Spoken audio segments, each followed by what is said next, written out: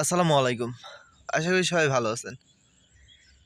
Digital ডিভাইসের পক্ষ থেকে আমি শাহিন আছি আপনাদের সাথে। সো এটা হচ্ছে মূলত ধুন্দুল চারা। আজকে চারা বীজ বপন থেকে আজ পর্যন্ত 1 মাস। মূলত সব কয়টা চারা আমি কাপের মধ্যে উঠাই নিয়েছিলাম, ঠিক আছে। চারার বয়স যখন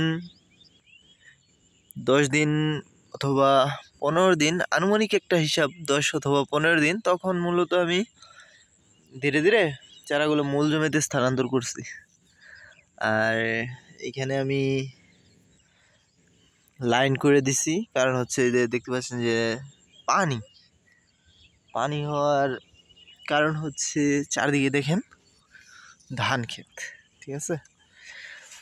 ধান ক্ষেতের মধ্যে একটু ব্যতিক্রম উদ্যোগ ধুন্দুল চাষ, সবজি চাষ, ঠিক আছে। সো চারাগুলো লাগাইছি 15 দিন হয়ে গেছে। এইখানে একা একা কাজ করছি তো, মূলত একদিন এক একটা লাইন লাগাইছি। প্রথম দিন মনে করেন এই লাইনটা লাগাইছি, তারপরে ওইটা পর্যায়ক্রমে আর কি। এখানে 10টার মতো লাইন আসছে যেগুলো আমি লাগাইছি।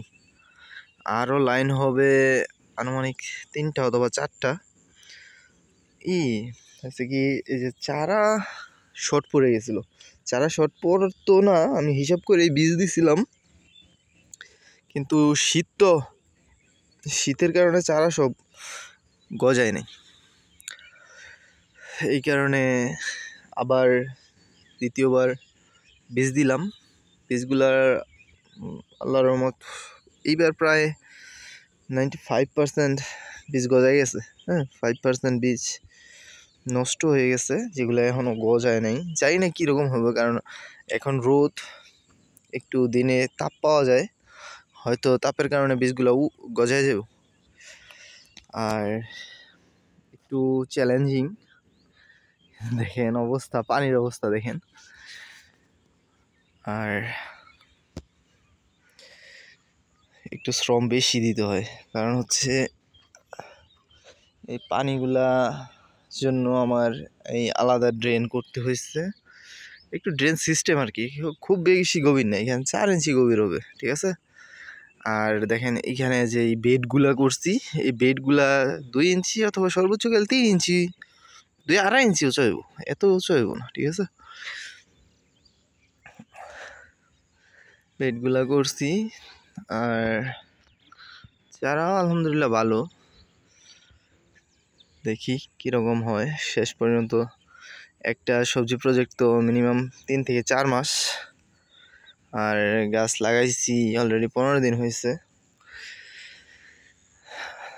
আর ধীরে ধীরে করতে হবে, মাচা দিতে হবে, সার দিতে হবে, পানি দিতে হবে ঠিক মতো। মূলত ধুন্দুল যেই গাছগুলো আছে, যেই লাইনের গাছগুলো, এগুলো কিন্তু একবার পানির মধ্যেই লাগাই দিছিলাম, কিন্তু গাছ কিন্তু মরে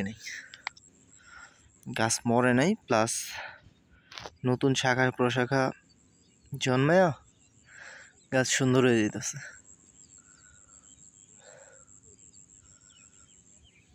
সো দেখতে পাচ্ছেন প্রজেক্টে এইবারের মাঝে মাঝে চারাগুলো অনেক সুন্দর হয়েছে। এই চারাটা অনেক সুন্দর হয়েছে। তেমন কিছু দেয়নি, সারটার কিছু দেয়নি, শুধু গোবর আছে, যে পুরানো গোবর 6 মাস 1 বছর আগের, ওইটা চারার গুঁড়ো 1 মুঠ দিয়ে শুধু চারাগুলো বসাই দিছি।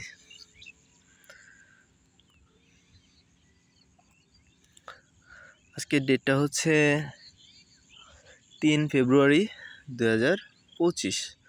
মূলত 4 জানুয়ারিতে আমি বীজগুলা ভিজাইছিলাম চারার উদ্দেশ্যে।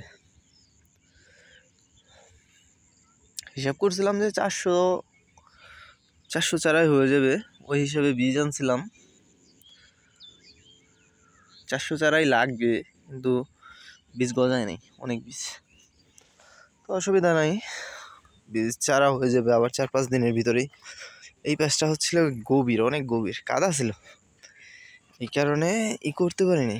আর এই যে এইখানে একটা বেড করে রাখছি, এই পাশে অনেকখানি জমি এখনো খালি আছে, এখানে এখনো বেড করলে 3টা বেড 4টা বেড হয়ে যাবে সুন্দর মতো। 4টা বেডে 30টা করে চারা হলেও 120টা চারা লাগবে। টোটাল লাগাইছি এই পাশে মনে করেন কয়টা, 10টা বেড হলে 30টা করে 300, আর এই পাশে 100, এই 400-র মতো আর কি চারা হলে। সো পরবর্তী আপডেটের জন্য অবশ্যই চ্যানেলটা সাবস্ক্রাইব করবেন। দেখা যাক এবারে দুন্দুল ফলন কীরকম হয়। গত বছর একটা লাউয়ের সিজনে আর কি, ওইটা আনসিজনে 12 মাসি লাউয়ের জাত যেগুলো, ওগুলো লাগাইছিলাম, ভালোই ফলন পাইছিলাম। আর ওইটা ছিল উঁচু জমি, ঠিক আছে, ওই যে ওই ভিটা আছে না, ওই ভিটার মধ্যে করছিলাম। এবার তো নিচে একবারে ধান খেতে এসে পড়ছি, তো দেখা যাক কি হয়। যদি দেখি যে এটা মূলত প্রথমবার আমাদের এদিকে সবাই ধান ক্ষেত করে, ঠিক আছে, সব ধান ক্ষেত, বিশাল বড় বড় প্রজেক্ট এক একজনের। সো এর মধ্যে আমি ছোট্ট করে একটা উদ্যোগ নিছি। এই জমিটা ছিল পারফেক্ট, কিন্তু এই জমিটা খিলা রাখছে আর কি, এটা উঁচু জমি তো, এই কারণে এটাতে করলেও সুন্দর হইতো, কিন্তু আমার জমি তো এটা নিচেরটা।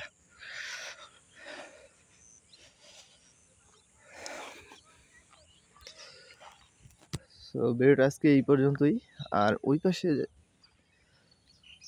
পাশে যাব না, আজকে এইখানে। তো ভিডিওটা ভালো লাগলে অবশ্যই লাইক করবেন, কমেন্ট করবেন, শেয়ার করবেন, সাবস্ক্রাইব করবেন। সাবস্ক্রাইব করে পাশে থাকা বেল বাটনটি বাজিয়ে দিয়ে সাথেই থাকেন। দেখেন বিটল পোকার অবস্থা, এগুলো হচ্ছে শশা গাছ, সব তো খেয়ে ফেলবো।